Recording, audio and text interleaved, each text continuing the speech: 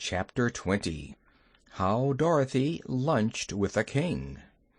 A line of rabbit soldiers was drawn up before the palace entrance, and they wore green and gold uniforms with high shakos upon their heads and held tiny spears in their hands. The captain had a sword and a white plume in his shako. "Salute!" called the keeper of the wicket. "Salute Princess Dorothy, who comes from Ozma of Oz." "Salute!" yelled the captain, and all the soldiers promptly saluted.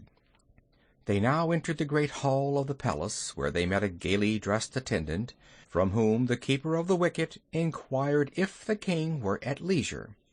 "I think so," was the reply. "I heard his Majesty blubbering and wailing as usual only a few minutes ago. If he doesn't stop acting like a cry-baby, I'm going to resign my position here and go to work." "What's the matter with your king?" asked Dorothy, surprised to hear the rabbit attendant speak so disrespectfully of his monarch. "Oh, he doesn't want to be king, that's all, and he simply has to," was the reply. "Come," said the keeper of the wicket sternly, "lead us to his Majesty, and do not air our troubles before strangers, I beg of you." "Why, if this girl is going to see the king, he'll air his own troubles," returned the attendant. "That is his royal privilege," declared the keeper. So the attendant led them into a room all draped with cloth of gold and furnished with satin-covered gold furniture.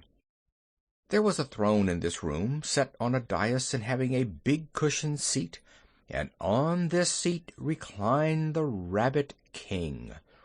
He was lying on his back with his paws in the air and whining very much like a puppy dog.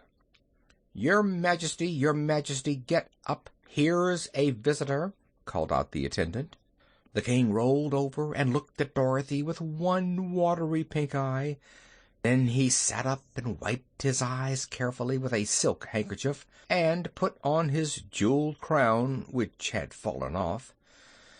"Excuse my grief, fair stranger," he said in a sad voice. "You behold in me the most miserable monarch in all the world. What time is it, Blinkem?" "1 o'clock, Your Majesty," replied the attendant to whom the question was addressed. "Serve luncheon at once," commanded the king. "Luncheon for two, that's for my visitor and me, and see that the human has some sort of food she's accustomed to." "Yes, Your Majesty," answered the attendant, and went away. "Tie my shoe, Bristle," said the king to the keeper of the wicket. "Ah me, how unhappy I am!" "What seems to be worrying Your Majesty?" asked Dorothy. "Why, it's this king business, of course," he returned, while the keeper tied his shoe. "I didn't want to be king of Bunnyberry at all, and the rabbits all knew it. So they elected me to save themselves from such a dreadful fate, I suppose. And here I am, shut up in a palace, when I might be free and happy." "Seems to me," said Dorothy, "it's a great thing to be a king." "Were you ever a king?" inquired the monarch. "No," she answered, laughing. "Then you know nothing about it," he said. "I haven't inquired who you are, but it doesn't matter. While we're at luncheon I'll tell you all my troubles.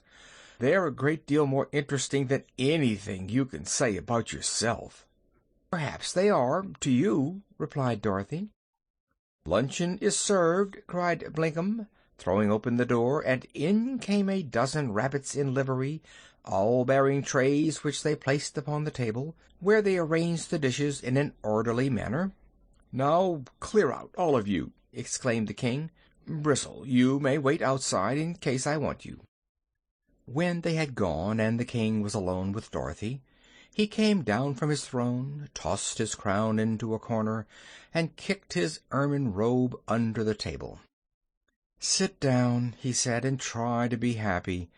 It's useless for me to try, because I'm always wretched and miserable. But I'm hungry, and I hope you are." "I am," said Dorothy. "I've only eaten a wheelbarrow and a piano today. Oh, yes, and a slice of bread and butter that used to be a doormat." "That sounds like a square meal," remarked the king, seating himself opposite her. "But perhaps it wasn't a square piano, eh?" Dorothy laughed. "You don't seem so unhappy now," she said. "But I am," protested the king, fresh tears gathering in his eyes. "Even my jokes are miserable. I'm wretched, woeful, afflicted, distressed, and dismal as an individual can be. Oh, you're not sorry for me?" "No," answered Dorothy honestly, "I can't say I am. Seems to me that for a rabbit you're right in clover. This is the prettiest little city I ever saw." "Oh, the city is good enough," he admitted. "Glinda the Good Sorceress made it for us because she was fond of rabbits. I don't mind the city so much, although I wouldn't live here if I had my choice. It is being king that has absolutely ruined my happiness." "Why wouldn't you live here by choice?" she asked. "Because it is all unnatural, my dear. Rabbits are out of place in such luxury. When I was young, I lived in a burrow in the forest. I was surrounded by enemies and often had to run for my life. It was hard getting enough to eat at times, and when I found a bunch of clover, I had to listen and look for danger while I ate it. Wolves prowled around the hole in which I lived, and sometimes I didn't stir out for days at a time. Oh, how happy and contented I was then! I was a real rabbit, as nature made me, wild and free, and I even enjoyed listening to the startled throbbing of my own heart." "I've often thought," said Dorothy, who was busily eating, "that it would be fun to be a rabbit."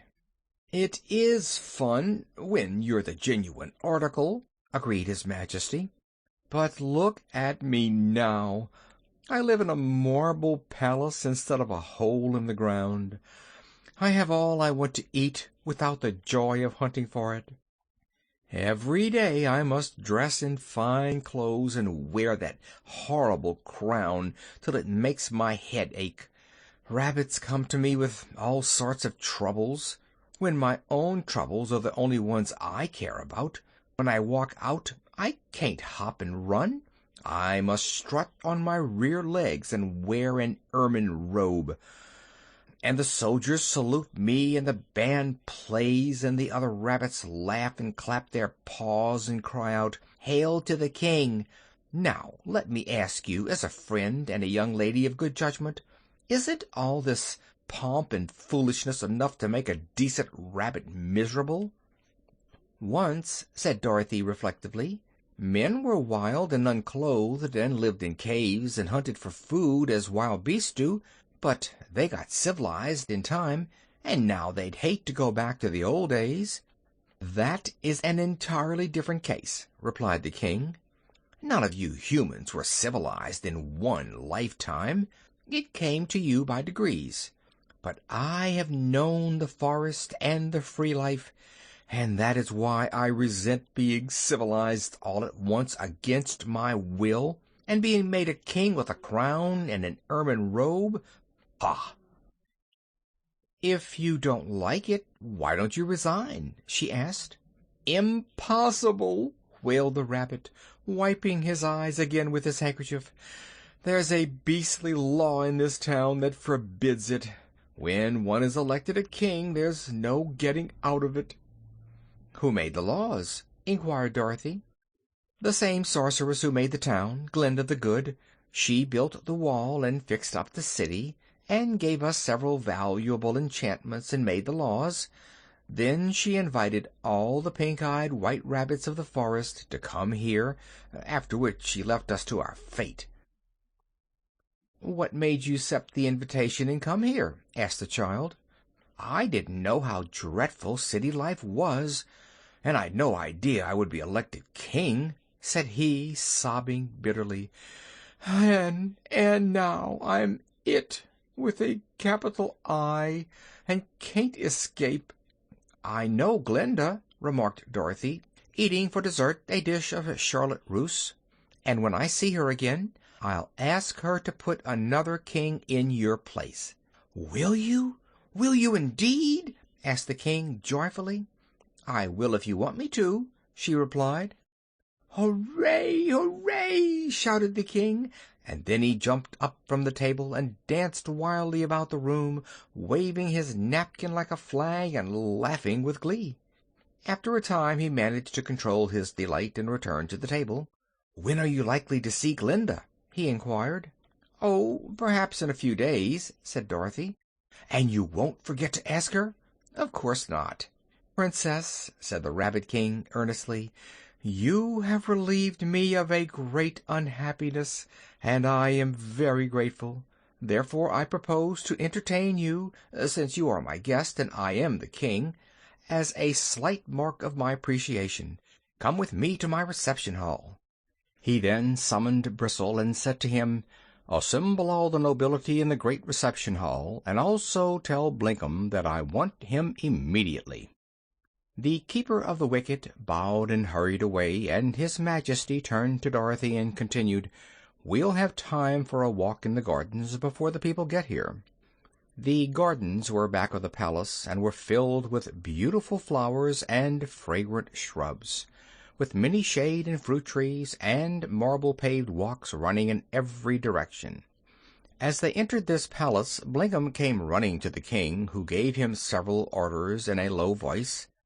Then his Majesty rejoined Dorothy and led her through the gardens, which she admired very much.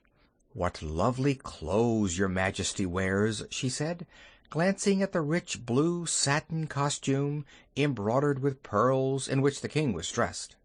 "Yes," he returned with an air of pride, "this is one of my favorite suits, but I have a good many that are even more elaborate.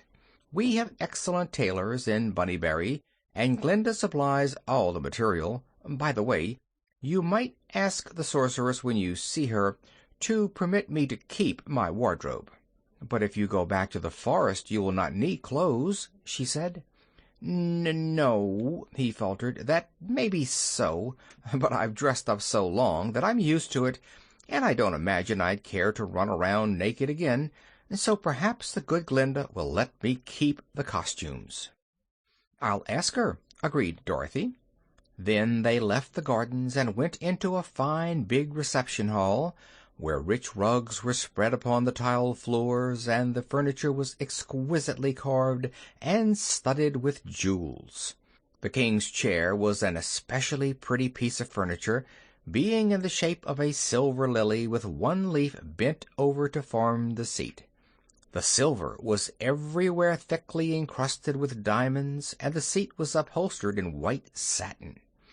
"Oh, what a splendid chair!" cried Dorothy, clasping her hands admiringly. "Isn't it?" answered the king proudly.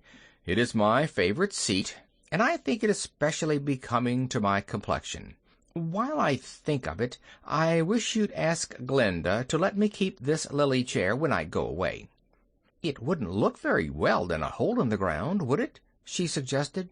"Maybe not, but I'm used to sitting in it, and I'd like to take it with me," he answered.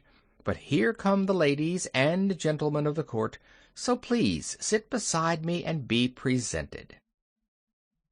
End of chapter 20.